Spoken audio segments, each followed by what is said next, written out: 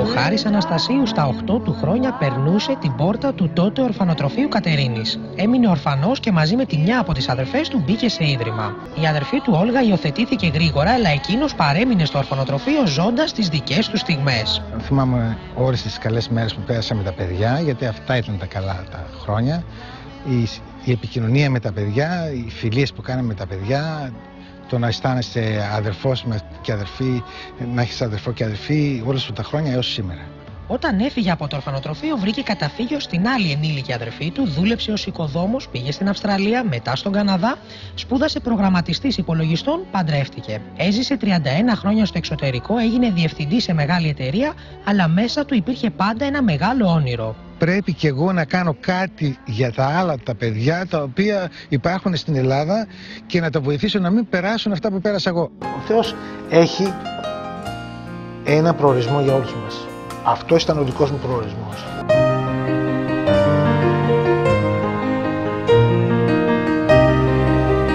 Την αγκαλιά της μάνας, άμα τη γνωρίζεις, είναι τελείως διαφορετικό. Μετά ξέρεις τι σου λείπει. Σωστό. Είναι τελείως διαφορετικό. Γεννιέμαι σε ένα ίδρυμα. Κι αλλιώς έχω μεγαλώσει με τη μαμά μου. Συνηθίζεις. Και ξαφνικά τη χάνω.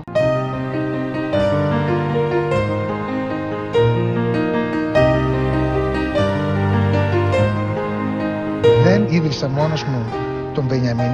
Τον Βενιαμίν τον ιδρύσαμε με τα παιδιά του ορφανοτροφείου, γιατί μαζευτήκαμε μετά από 30 χρόνια. Με δικές μου ενέργειες από τον Καναδά, μαζευτήκαμε 3 φορές.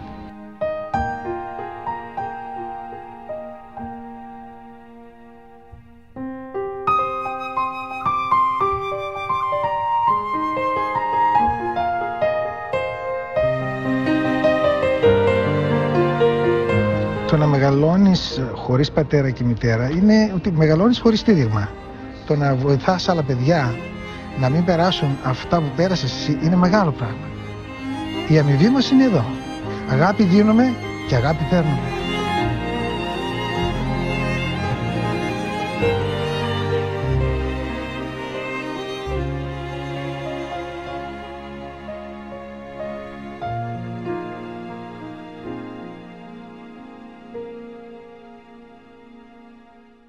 Έχουμε μια ομάδα μόνο γονεϊκών οικογενειών. Τους δίνουμε, κάθε Πέμπτη είναι ανοιχτό το σπίτι, το δικό μας η αποθήκη, και τους δίνουμε τρόφιμα, ρούχα, ό,τι χρειάζονται. Έχουμε υποστηρίξει παιδιά στο πανεπιστήμιο. Κάθε καλοκαίρι υπάρχει ένα πρόγραμμα κατασκήνωσης, χριστουγεννιάτικα δώρα, πασχαλινά δώρα. Όλα τα έσοδα του συλλόγου έρχονται από άτομα τα οποία γνωρίζουν για την δραστηριότητα του συλλόγου και συμφωνούν με τον τρόπο που γίνεται. Δωρεές απλών ανθρώπων, οι οποίοι στο τέλος του χρόνου παίρνουν μία απόδειξη και μία βεβαίωση, την οποία μπορούν να χρησιμοποιήσουν για φορολογικούς σκοπούς. Όταν βάζουμε στόχους και τους βλέπουμε κάθε μέρα και τους διαβάζουμε κάθε μέρα, τότε οι στόχοι έρχονται πιο γρήγορα.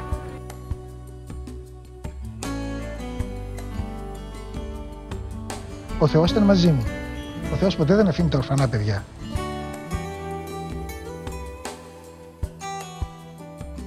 Τώρα προγραμματίζουμε, όπως είχα πει προηγουμένως, να ειδήσουμε σπίτια εδώ στην Κατερίνη, στην Αθήνα και σε άλλες πόλεις της Ελλάδος. 10 σπίτια σε 10 χρόνια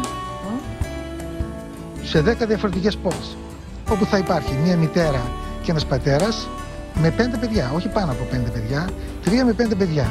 Γιατί εμείς που ζήσαμε στο ορφανοτροφείο, ξέρουμε πως είναι να μεγαλώνει ένα παιδί στο ορφανοτροφείο. Και τώρα ο στόχος μας είναι για φέτος 10 επί 10 επί 10. 10 σπίτια σε 10 χρόνια σε 10 διαφορετικές πόλεις. Ποιος θα τα συντηρεί αυτά? Ο Βενιαμίν. Ποιος είναι ο Βενιαμίν? Ο Βενιαμίν είναι ένας σύλλογος τον οποίο ιδρύσαμε το 1994. Ναι, αλλά από πού τρέφεται αυτός ο σύλλογος? Υπάρχει μια Ελένη, υπάρχει ένας Χάρης, υπάρχει ένας Νίκος, υπάρχει ένας Τάκης. Και αυτοί υπάρχουν άτομα τα οποία από το 1994 που αρχίσαμε τη δραστηριότητα του Βενιαμίν άρχισαν να μας βοηθάνε. Μέχρι τώρα ακόμα μας βοηθάνε. Υπάρχει αξιοπιστία. Αυτά δεν γίνονται σε ένα χρόνο. Φέτος είπαμε, θέλουμε να μας μάθει η Ελλάδα. Και τι έγινε? Ο Θεός έφερε την Ελένη. Τώρα, άνθρωποι που μας ακούνε θα μάθουν για τον Βενιαμίν. Αυτά δεν είναι τυχαία. Πώς δουλεύουμε με τους ανθρώπους? Στέλνουν 25, 30, 40, 50, 100 ευρώ το μήνα. Μερικοί από αυτούς που μπορούν για να συντηρήσουν ένα παιδί. Έτσι δουλεύουμε. Πώς ξέρετε όμως ότι τα χρησιμοποιούν σωστά για τα παιδιά? Τα βλέπουμε. Όλα τα παιδιά τα ξέρουμε. Με το όνομά τους. Αυτά είναι τα παιδιά μας.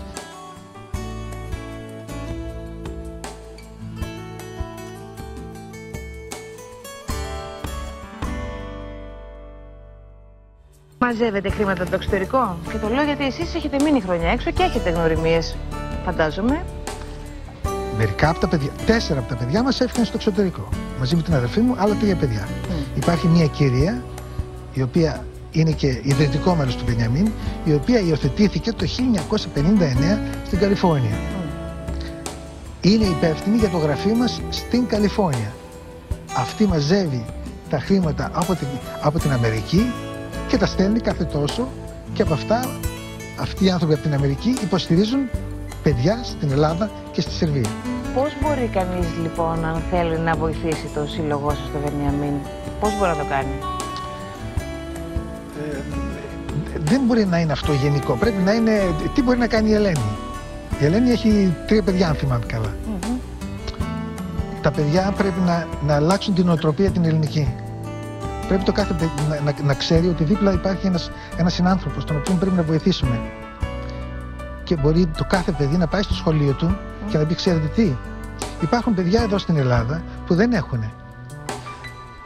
Γιατί το σχολείο μας, εμείς, η τάξη μας, δεν αναλαμβάνει ένα παιδί? Θα στέλνουμε κάθε μήνα 25 ευρώ ή κάθε 3 μήνες 25 ευρώ για να συντηρήσουμε ένα παιδί. Αν μπορούν, αν θέλουν να μας τηλεφωνήσουν ή να στείλουν ένα γράμμα που να λέει Βενιαμίν Κατερίνη. 60% στην Κατερίνη. Θέλω ένα περιοδικό σας. Θα του στείλουμε ένα περιοδικό που βγαίνει κάθε χρόνο, μια φορά το χρόνο. Να το δουν, να ξέρουν πού είμαστε, τι κάνουμε και ύστερα να αποφασίσουν αν θέλουν να βοηθήσουν. Είμαστε στην Κατερίνη, δεν είμαστε κάπου μακριά, και τα σπίτια που θα κάνουμε, το ένα στην Κατερίνη, το άλλο στην Αθήνα. Θα μπορείς να πας να το δεις το σπίτι, θα μπορείς να δεις τα παιδιά που είναι μέσα. 3 έως 5 παιδιά. Οπότε είναι κάτι συγκεκριμένο. Δεν είναι κάτι που δεν ξέρεις πού θα πάνε τα χρήματά σου. Θα ξέρεις πάρα πολύ καλά πού πάνε τα χρήματά σου. Όλα να σας πάνε όπως τα έχετε φανταστεί. Εσείς και όλη η ομάδα των παιδιών που μεγάλωσε μαζί εκείνα τα χρόνια και που σήμερα έχουν όλη τη διάθεση, την καλή, μέσα στην ψυχή τους, να βοηθήσουν άλλα παιδιά να γίνει η ζωή τους πιο εύκολη. Εγώ λέω ότι ακόμα δεν έχουμε δει τίποτα με το Βενιαμίν. Είστε καλά.